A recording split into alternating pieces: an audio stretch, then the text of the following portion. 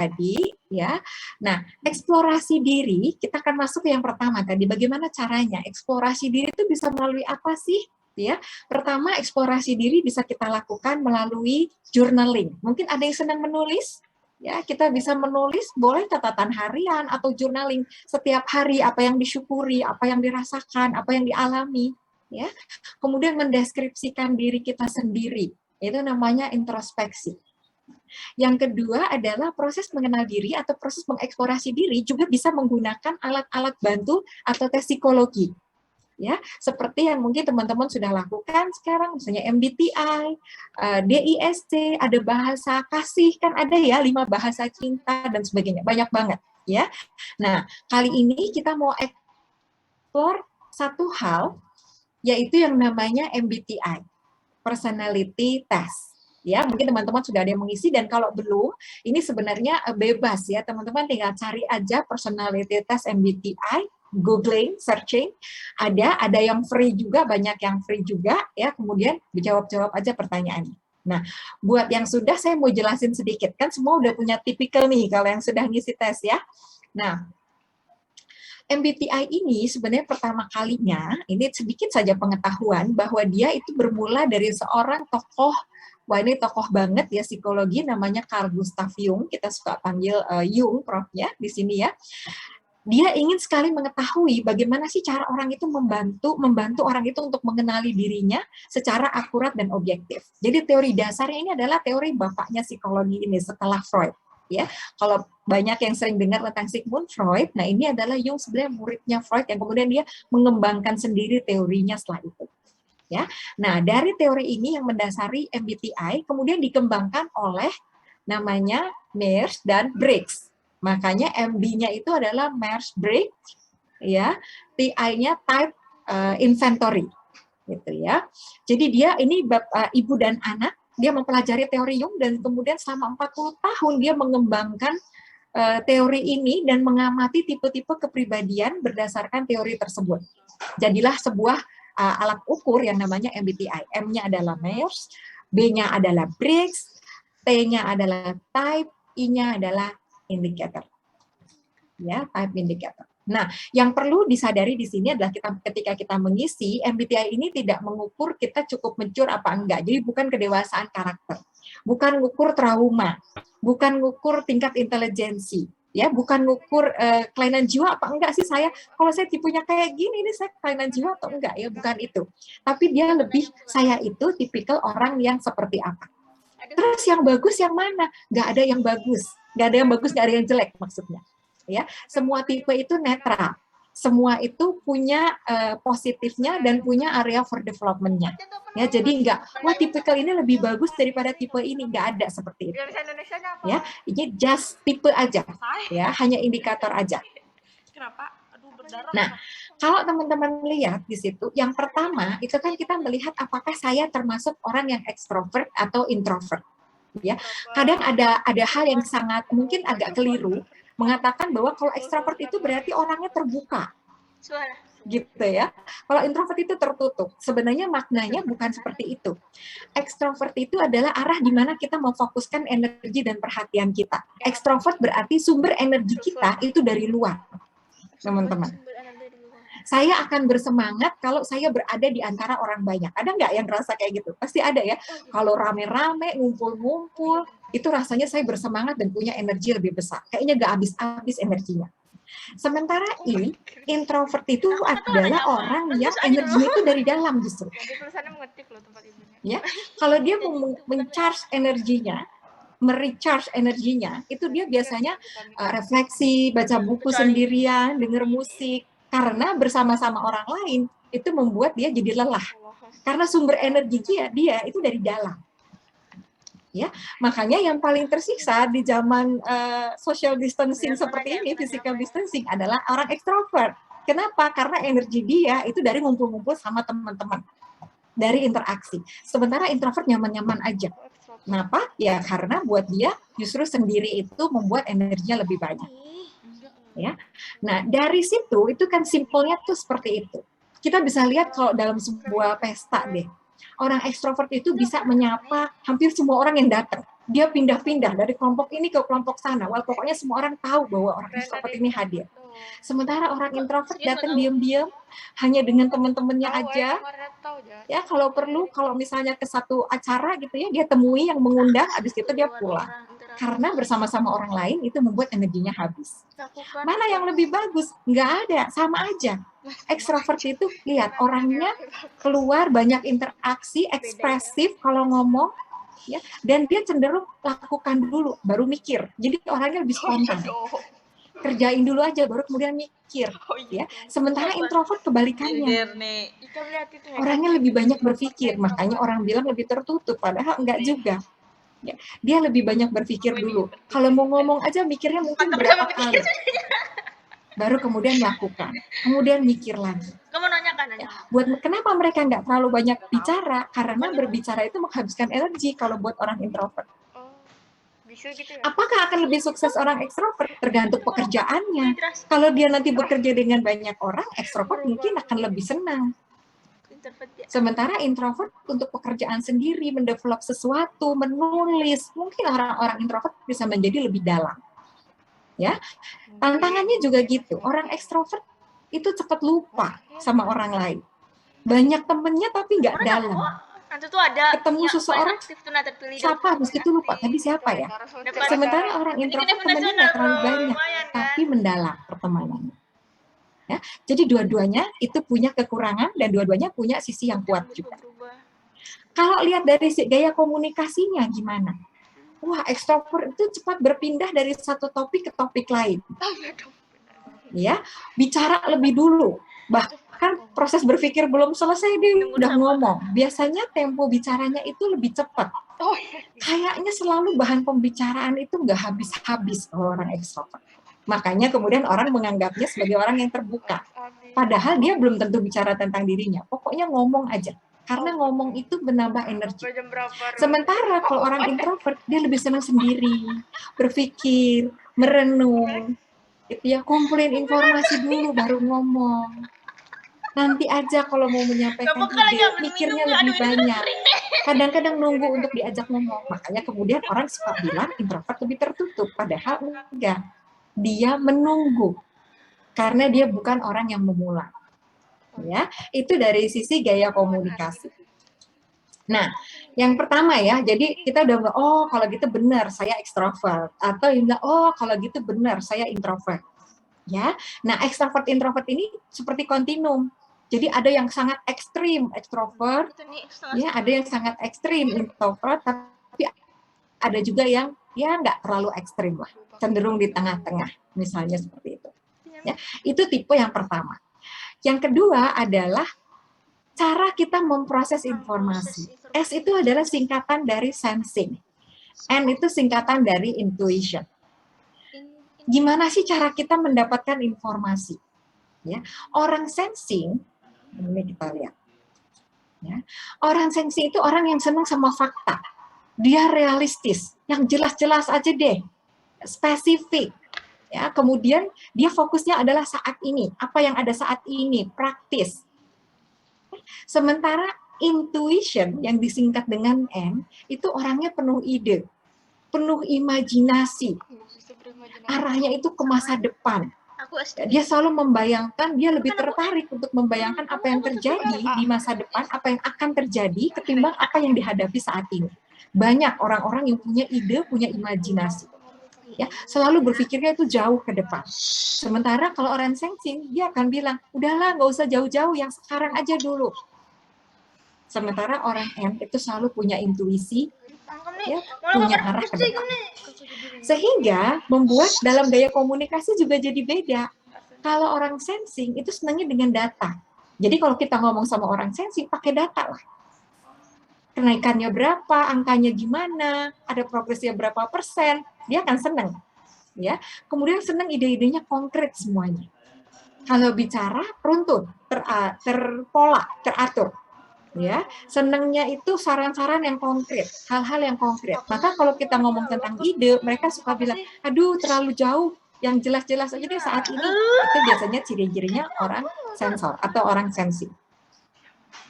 Sementara orang intuiting atau kita sebut si intuiters ini, dia suka ngomongin hal-hal yang besar, global, ya, suka bicara ide. Ya, biasanya bicaranya jadi cenderung melompat-lompat karena tiba-tiba inget ini, tiba-tiba inget itu.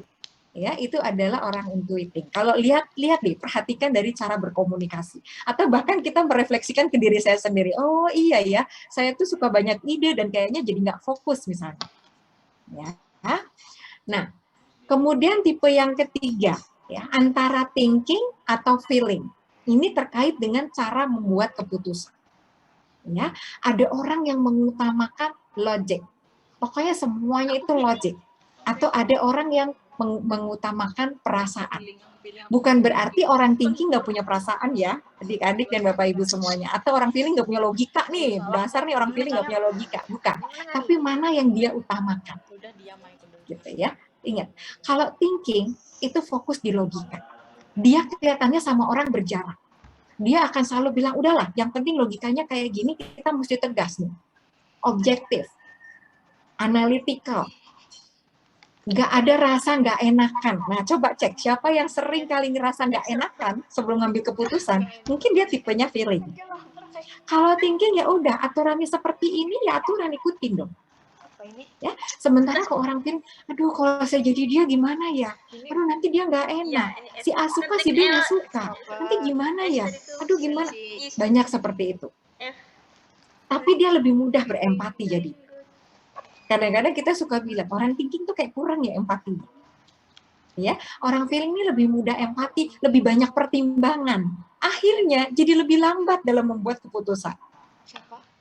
Sementara thinking oke, langsung firm. Ada yang sakit hati, ya udah, nggak bisa menyenangkan semua orang kita. Misalnya gitu ya. Sehingga kadang-kadang mereka suka jadi kayak bertentangan. Ya, mana yang lebih baik? Ya tergantung. Kalau Anda punya teman yang feeling, ya mungkin dia akan selalu berempati pada kita. Tapi ketika harus bikin keputusan, wah dia butuh waktu lebih lama, bisa jadi. Ya, dari sisi cara berkomunikasi, kalau thinking atau thinkers itu objektif, asertif, nggak suka akan bilang nggak suka. Saya nggak suka, dia akan bilang jujur untuk mengatakan tidak suka. Ya, pertanyaannya mungkin tajam. Ya, logis semuanya analitikal. Kadang-kadang kita bilang kok dia kayak nggak memperhatikan perasaan kita ya, tapi itulah orang tinggi. Ya. Maka kemudian perlu diimbangi sama si feelers atau feeling. Ya, karena dia sangat berusaha memahami orang. Yes. Mohon maaf, waktunya kurang 10 menit lagi ya, Mbak. Siap. Terima kasih. Ya. Oke, terima kasih Mas Rena. Ya, jadi seperti itu. Kemudian selanjutnya adalah orangnya judging atau perceiving. Ini tentang bagaimana kita menghadapi dunia luar. Orang judging itu adalah orang yang penuh dengan rencana. Ya, terorganisir, terkontrol, penuh dengan rencana, hati-hati, pokoknya plan, semua di plan. Mau liburan aja pakai planning. Ya, sementara orang perceiving adalah orang yang spontan. Mereka spontan, ya udah lihat aja nanti. Fleksibel, gak usah pakai rencana-rencana, ribet, misalnya seperti itu. Sehingga itu juga berpengaruh di dalam cara berkomunikasi.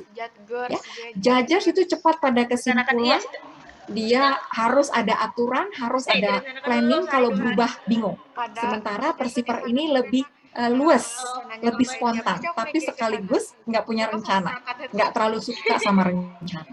Ya, nah kita kan sudah mengisi nih tesnya, sehingga ada 16 tipe.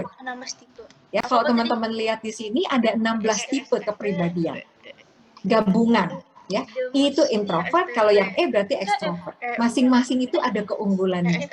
Dari mulai yang paling bertanggung jawab, ISFJ misalnya paling loyal, gitu ya. Ada yang paling generous, the most generous, paling murah hati itu ESFP.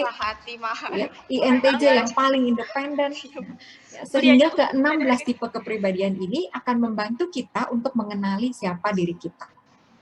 Gitu ya. Tapi sekali lagi, mengenali diri bukan untuk membatasi atau bukan untuk saya kan orangnya emang kayak gitu.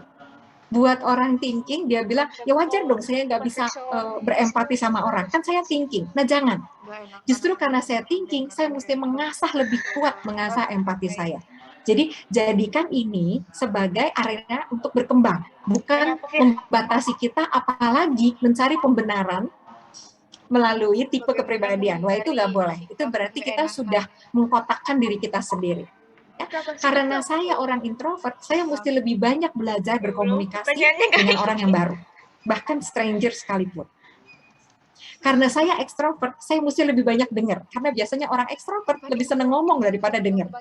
Gitu ya, teman-teman ya. Jadi ini semoga bisa menjadi bahan untuk justru kita introspeksi dan kemudian mengembangkan diri kita. Itu terkait dengan MBTI. Bagaimana cara Ini kayaknya udah banyak pertanyaan Mas Ronan, tapi karena waktu saya terbatas, saya mau lanjutkan dulu ke tools yang berikutnya, yaitu River of Life. Ya.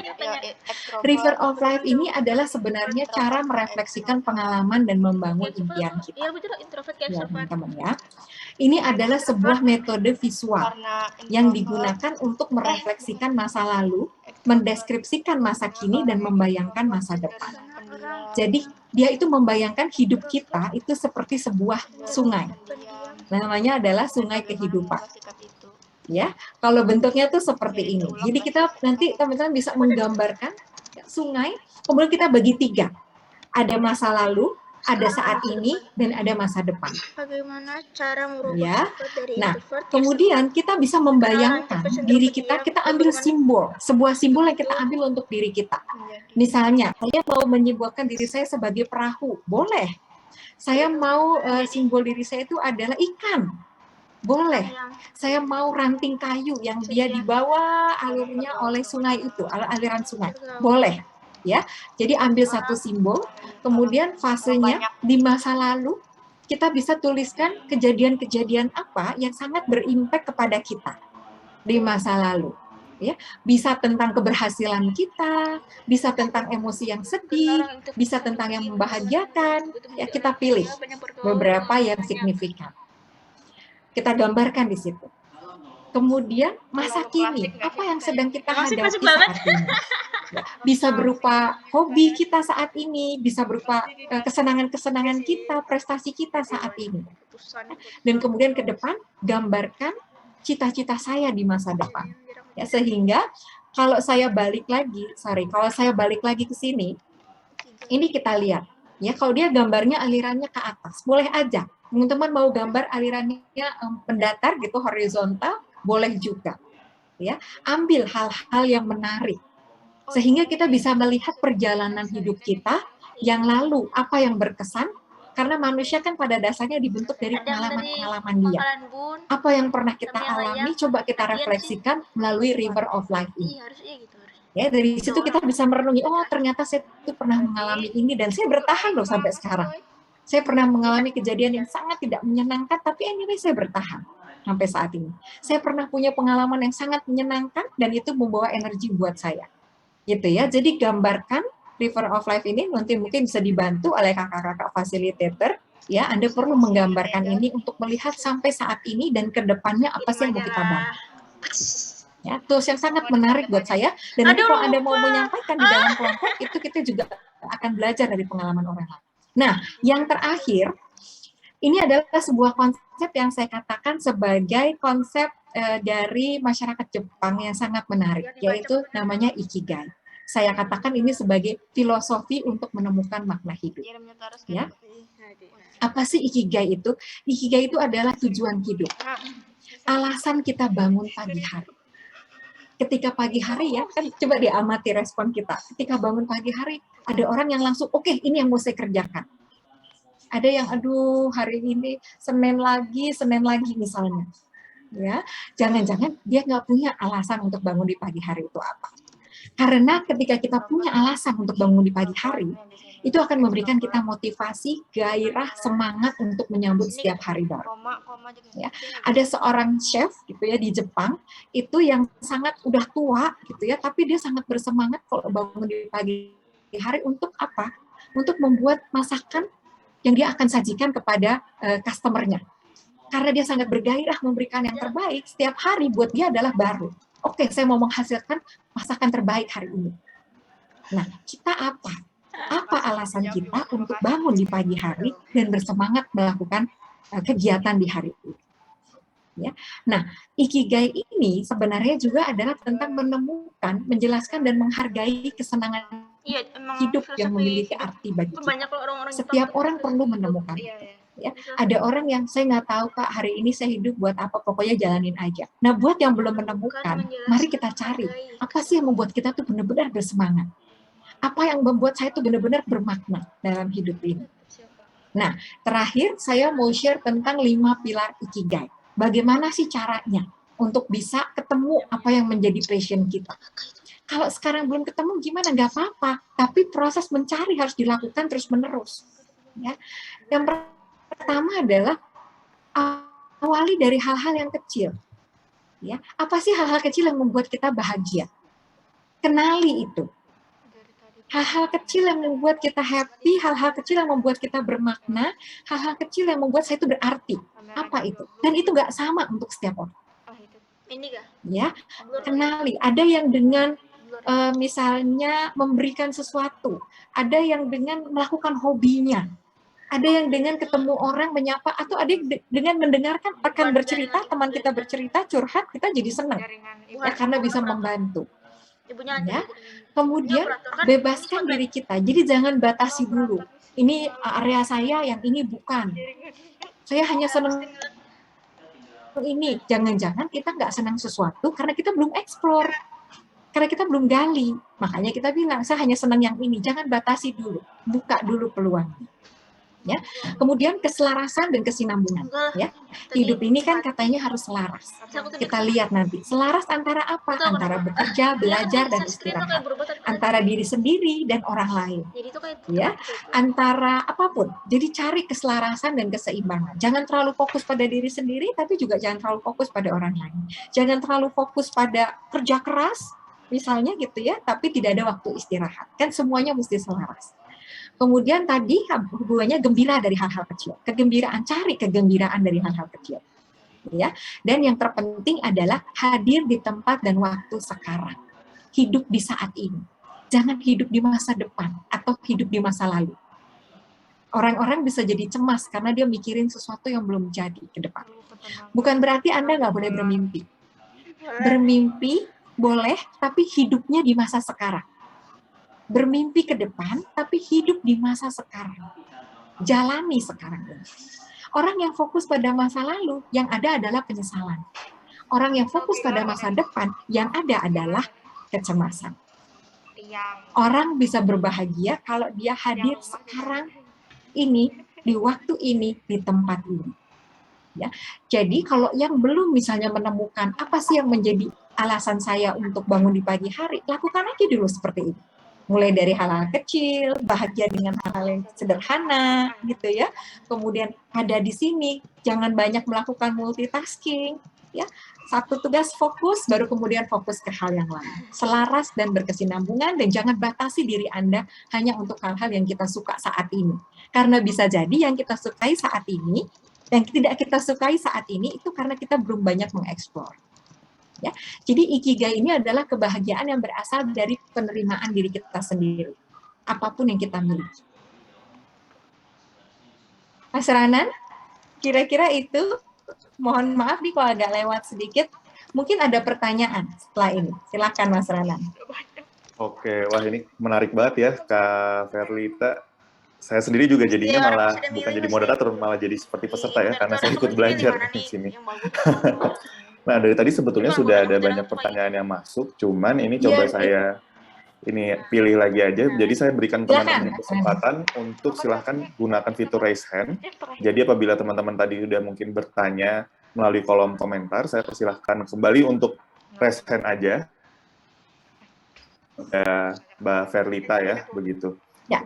Wah, ini ada banyak sekali nih Mbak Verlita yang angkat tangan. Mas Ranan yang pilih deh. Baik, siap. Saya coba pilih satu orang dulu ya. Ini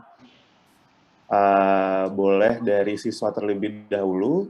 Ini Kavin Sofiudin, siswa dari kelompok Fasil nomor 5.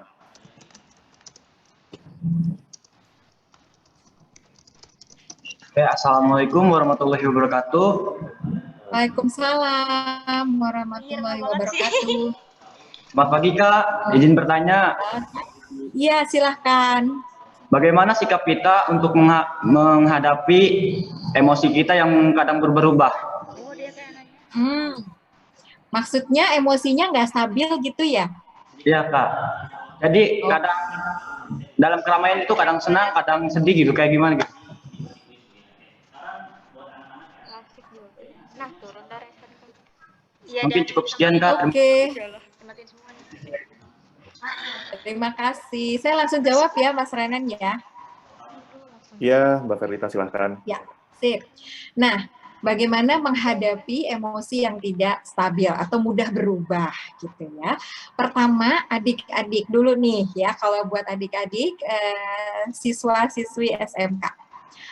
Masa remaja ya, usia remaja, karena saya ambil masternya itu kan di psikologi perkembangan ya, yang mempelajari tahapan usia mulai dari lahir sampai dengan lansia ya. Nah, di masanya adik-adik sekarang ini, kalau masih merasakan kok emosi saya up and down seperti itu, terimalah bahwa itu adalah sebuah hal yang wajar. Itu dulu ya. Jadi ini adalah sebuah hal yang wajar pada usia remaja. Wajar. Itu satu. Ya. Kemudian yang kedua adalah belajar untuk menerima dulu. Karena perasaan itu kan pasti datang ada sebabnya. Gak mungkin emosi itu tiba-tiba aja datang, ya, emosi bahagia, sedih, bangga, kecewa, itu kan datang, dia membawa pesan. Ya, emosi itu datang atau kita rasakan, itu dia karena dia membawa satu pesan kepada kita. Misalnya gini, emosi sedih. Biasanya sedih itu membawa pesannya apa?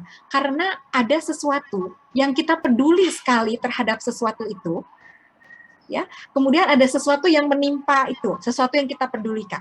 Misalnya, saya peduli terhadap teman saya atau sahabat saya. Saya sangat peduli pada dia. Ketika sesuatu yang buruk terjadi pada sahabat saya akan sedih. Ya, kalau sesuatu yang buruk itu terjadi pada seseorang yang tidak saya kenal, mungkin saya nggak merasa sesedih itu. Ya. Jadi emosi itu sebenarnya membawa message bahwa saya peduli terhadap dia. Karena saya peduli terhadap dia, maka saya merasa sedih. Gitu ya. Marah juga ada message. Ketika hak saya dilanggar, maka saya menjadi marah. Kalau nggak ada apa-apa, nggak ada hak yang dilanggar, ya, maka saya nggak marah.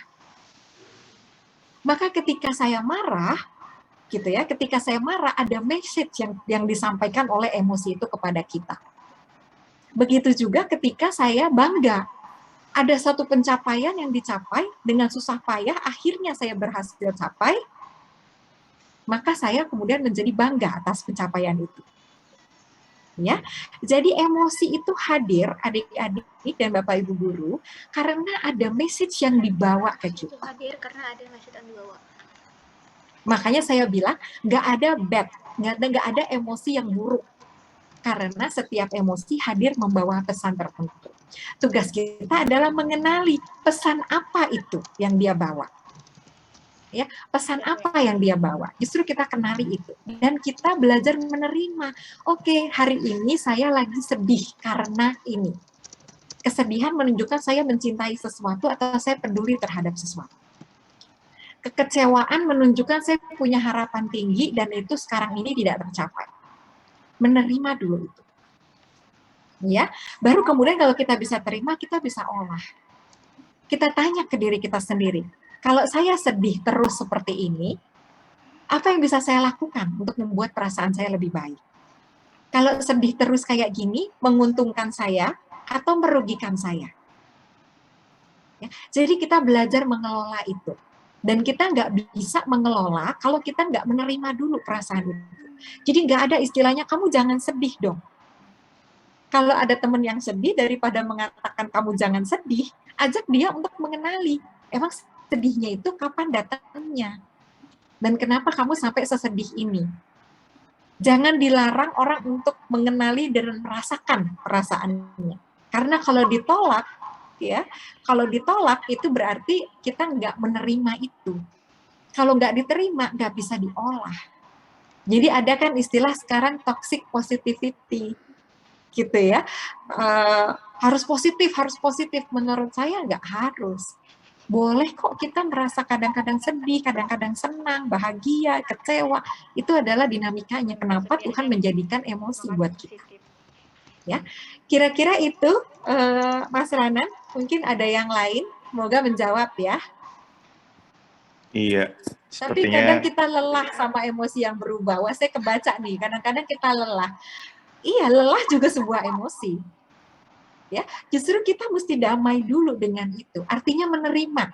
Oh, hari ini coba di akhir hari sebelum tidur. Hari ini ada berapa emosi yang ada dalam hidup saya. Coba kita kenalin, kita bersahabat dengan itu. Oh, ada tadi pagi marah-marah. Habis itu udah kalem lagi, relax. Habis itu sedih. Dikenali semuanya dan belajar bersahabat dengan itu. Wajar. Yang rugi, yang hati-hati itu kalau Anda nggak punya perasaan lagi. Wah, gawat itu. Gitu, Mas Ranan. wah ini luar biasa banget ya. Saya juga sepertinya harus banyak belajar untuk bersahabat dan mengenali emosi saya ya begitu. Oke Mbak Ferlita, ini dari tadi tidak berkurang ya, justru bertambah yang bertanya. Cuman karena memang waktunya tidak banyak teman-teman, jadi saya persilakan satu orang lagi untuk bertanya. Akan saya pilih. Kalau tadi sudah dari siswa, saya pilih dari guru ya sekarang. Ini saya persilakan kepada Ibu Eva Haryani, kelompok guru fasilitator 4 dari Jawa Barat. Silakan Ibu. Silakan Ibu untuk bertanya.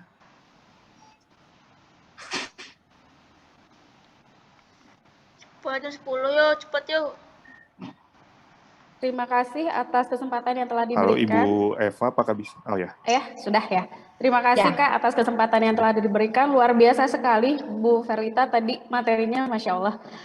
Yang ingin saya tanyakan ketika kemarin mencoba untuk mengikuti tes MBTI itu, pertama saya mendapatkan hasil A. Kemudian penasaran, ada rasa penasaran kembali. Saya coba karena menurut saya yang hasil A, wah apa benar saya tipe seperti ini gitu. Perasaan enggak ada rasa seperti itu. Sehingga saya penasaran untuk mencoba kembali dan hasilnya berbeda gitu.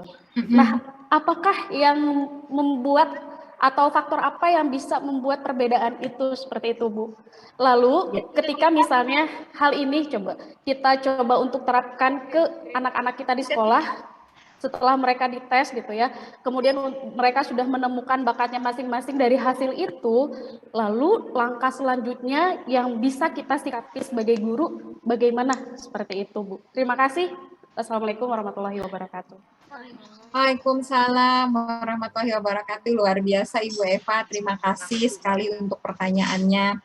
Iya, MBTI itu sekali lagi mohon dipahami Bapak Ibu, adik-adik semua, ini adalah alat bantu. Ya, hanya alat bantu. Apakah dia mengukur tepat 100%? Tidak. Gitu ya. Dia mempunyai kemampuan memprediksi, tetapi dia tidak 100% mengukur diri kita. Bahkan, waktu saya awal-awal dulu belajar tentang MBTI ini, mentor saya itu bilang ke saya, nggak bakal kamu temui 100% itu cocok dengan diri kamu. Ya, tapi dia bilang 75%, 80% cocok aja, sebenarnya itu udahlah kurang lebih seperti itu. Nggak ada yang 100%. Begitu ya Bapak Ibu. Nah, kenapa bisa berbeda? Ya, sebenarnya gini, tes itu kan kita sendiri yang isi, namanya self-inventory. Dan yang terbaik jawabannya itu adalah yang spontan, tidak dianalisa. Biasanya kalau sudah ada unsur menganalisa, ya, itu sudah menjadi apa yang seharusnya, bukan apa adanya. Biasanya yang dikehendaki adalah jawaban spontan yang bahkan mikirnya itu nggak usah panjang-panjang. Gitu ya. Jadi, oke, pertama kali terlintas, ya itulah jawabannya. Ya, dan tidak perlu berpikir seharusnya gimana. Tapi bayangkan, bebaskan diri kita, bebaskan dari jabatan kita, mungkin bebaskan dari posisi peran sebagai guru, peran sebagai ibu, peran sebagai siswa, peran sebagai diri kita sendiri. Kalau saya boleh melakukan apapun, saya akan melakukan apa? Sebenarnya begitu. Ya, jadi betul-betul yang pertama kali terlintas, nah itu biasanya jawaban yang benar. Ketika kita sudah coba yang mana ya, bagus yang mana ya kira-kira. Tapi kan kalau gini nanti begini, kalau gini nanti begini. Ketika mulai ada seperti itu, nah itu berarti udah hasil pemikiran kita, bukan apa yang sebenarnya. Tapi again, kalau 75% cocok aja, itu sebenarnya ya relatif udah menggambarkan diri kita. Tidak ada yang 100%. Kalaupun berubah, dugaan saya Bu Eva, paling 1-2 tipe. Tidak semua tipe tiba-tiba jadi beda semua. Ya, mungkin tadinya T jadi F, tadinya thinking jadi feeling. Yang memungkinkan berubah biasanya adalah karena perbedaan angka antara ekstrovert dan introvertnya itu nggak jauh. Ya, kan nanti ada dari mereka mengkalkulasi kalau bedanya hanya 1 poin atau 2 poin saja itu bisa kemungkinan switch. Tapi kalau bedanya jauh biasanya dia akan menetap seperti itu. Ya, jadi tetap ada sisi kalau bedanya Betty, kalau anak sekarang bilang ya beda-beda tipis gitu ya. Nah, itu bisa jadi switch. Beda-beda tipis. Itu satu. Yang kedua, kalau kita sudah bisa diterapkan, saya rasa 16 tahun, 17 tahun itu sudah bisa mengikuti tes ini. Ya. Nah, kalau sudah tahu, nah fokuslah pada area for development. Mungkin seperti tadi, kalau orang ekstrovert itu kan dia banyak berbicara.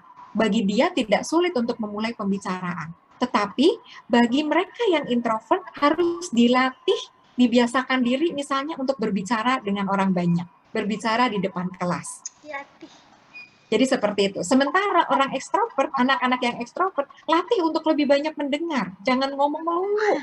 Kamu bagian giliran dengar orang, jangan potong. Ya, jadi kita melatih apa-apa yang mungkin saat ini belum ada di diri mereka. Anak-anak yang thinking, wah ini biasanya para leader gitu ya, yang cepat memutuskan. Tapi kadang-kadang kurang bisa berempati. Latih empatinya. Sementara anak-anak yang feeling, biasanya sangat memahami orang.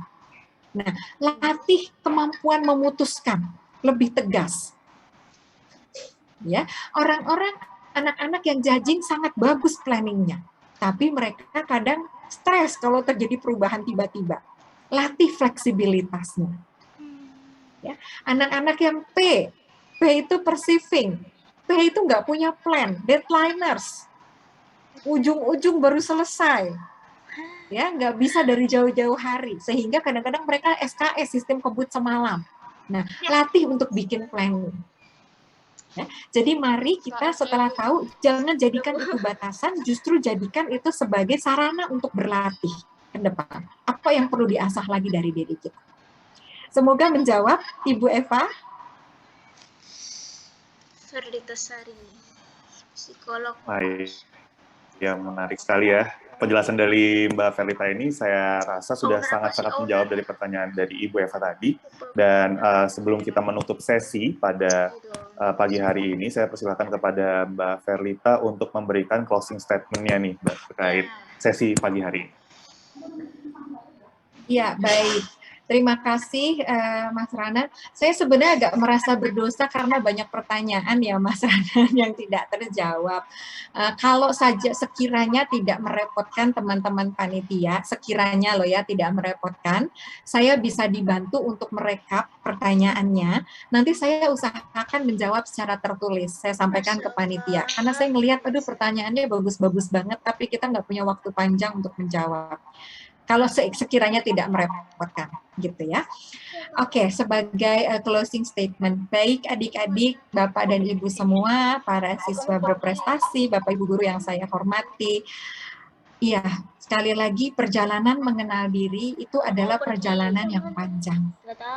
Bahkan kalau saya bilang ini adalah perjalanan seumur hidup. Ya, kenali terus diri Anda. Karena kita akan banyak sekali nanti menemukan harta karun di dalam diri kita. Sesuatu yang kadang tidak kita sadari. Kadang-kadang kita lebih banyak berfokus pada apa yang kita nggak punya saat ini. Wah, saya nggak punya ini, saya nggak punya itu, gitu ya. Sementara apa yang sudah ada di dalam diri kita, kita kadang kurang melihat. Padahal kalau kita mau gali lagi apa yang ada di dalam diri kita, apa yang kita miliki, semuanya, itu adalah menurut saya merupakan harta karun yang tidak pernah ada habisnya. Begitu besar kekuasaan Tuhan berikan kepada kita, tapi itu kadang-kadang kita kurang menggali. Kembali lagi seperti pernyataan saya yang pertama, mari kita mulai dari sekarang untuk lebih mengeksplor diri kita. Barang siapa yang mengenali dirinya, dia akan mengenal Tuhan. Terima kasih Bapak Ibu semuanya, terima kasih Mas Ranan sudah memandu. Mungkin saya tutup untuk pagi hari ini.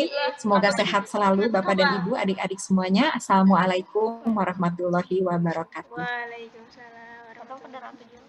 Waalaikumsalam warahmatullahi wabarakatuh. Wah, sesi pada pagi hari ini membuka sesi kita dengan mengenal diri itu luar biasa, membuat saya sangat semangat ya teman-teman, dan saya teman-teman seluruh peserta ya dari Bapak Ibu guru dan siswa-siswi SMK di seluruh Indonesia ini juga begitu gitu, sama semangat nih kita.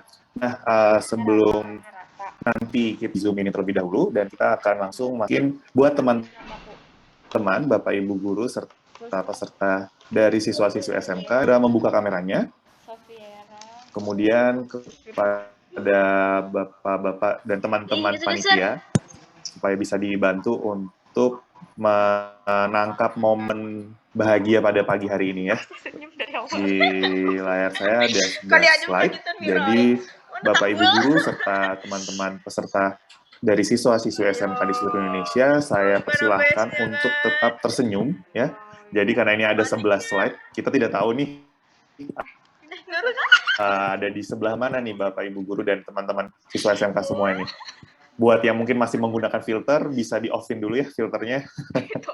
Biar terlihat nih wajah aslinya yang ganteng dan cantik-cantik ini. Boleh langsung aja ya, saya persilahkan, saya pandu aja ya untuk sesi foto bersamanya. Saya hitung sampai 3, silakan tersenyum. Nanti saya ulang sampai ke slide terakhir gitu ya. Oke. Baik, untuk slide pertama silahkan. 1, 2, 3. Oke. Kemudian untuk slide kedua, 1, 2, 3. Slide keempat, 1, 2, 3. Slide kelima, 1, 2, 3. Slide keenam, 1, 2, 3. Slide ketujuh, 1, 2, 3. Slide ke-8, 1, 2, 3. Slide ke-9, 1, 2, 3. Slide ke-10, 1, 2, 3. Dan yang terakhir slide ke-11, 1, 2, 3. Iya, berarti sudah difoto semua ya. Tadi ada yang terus tersenyum, mungkin sampai giginya cukup kering ya. Boleh ditutup sekarang teman-teman semuanya. Ya, sekali lagi saya ucapkan terima kasih banyak kepada Kak Verlita yang sudah mengisi materi yang luar biasa pada pagi hari ini. Tentu nanti akan coba kita komunikasikan kembali kepada panitia untuk apabila bisa nanti pertanyaan-pertanyaan ini akan kita coba rangkum dan kita nanti serahkan ke Mbak Verlita untuk nanti bisa dijawab dan kita sampaikan lagi. Dan bagi teman-teman yang belum berkesempatan untuk bertanya pada pagi hari ini, teman-teman nanti akan ada sesi bersama fasilitator di mana teman-teman semua Bapak Ibu guru serta teman-teman siswa-siswi SMK bisa bertanya di sana dan menggali lebih banyak tentang materi ini.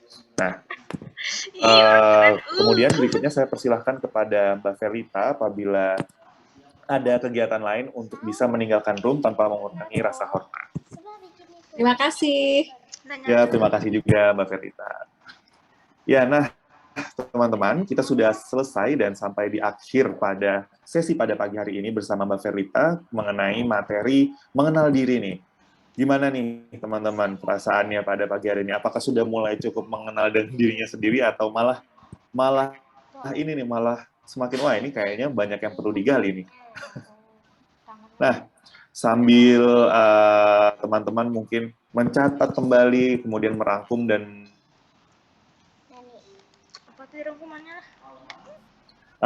teman-teman bisa untuk mengisi ini ya teman-teman, mengisi link post test yang nanti akan segera di-share oleh teman-teman peserta di kolom chat serta di layar teman-teman. Orang bisu. Coba gambarin kasihkan. Nggak bisa. Ya, Aku nggak bisa gambar. sebentar lagi akan dibantu untuk, ya ini link post testnya yang sudah dibantu oleh teman-teman panitia. Silakan teman-teman untuk mengisi link post testnya. Saya akan berikan waktu selama 3 menit ya teman-teman untuk mengisi link post test. Silahkan. Mimpi-mimpi kita yang muda